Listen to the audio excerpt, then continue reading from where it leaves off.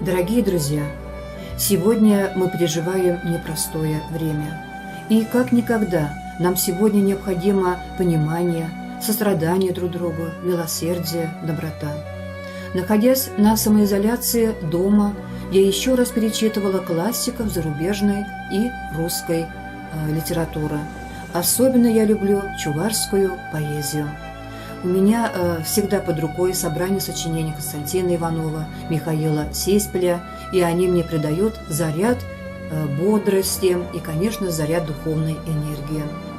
Совсем недавно в домашней библиотеке я наткнулась на уникальный сборник стихов народного поэта Чувашии Юрия Семендера «Хураба Шура. Черное и белое».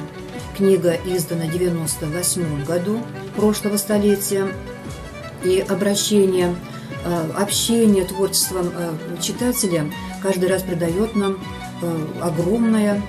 доставляет нам огромное удовольствие. Издание иллюстрировано фотодокументами. В сборник вошли поэмы «Сосна», «Последний путь», «Пуля» и ряд стихотворений. Все произведения переведены с чувашского на русский язык московским поэтом Виктором Кочетковым. Я прочту вам одно из стихотворений. «Падак иге вешле, вахот иге тесле, коне унаншура, каже ункура, рыба узалда иге вишкедесле, алранал чувеще, ураран, ура, Шилде иге битле, ике уныньене, ун икенлікне ептерінсе сынап, сылдым алыбевал, киме үбендерне, сулагайбевал, качашлать сына. Как два конца у палки, так два цвета. У времени день бел, а ночь черна.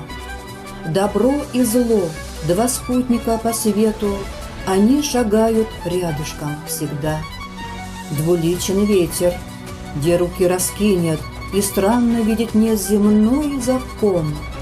Одной рукой он лодку опрокинет, другой рукой тебя ласкает он. Читая проникновенные строки чувашского поэта Юрия Семендера, понимаешь, что слово, согретое сердцем, не подвластно никаким катаклизмам.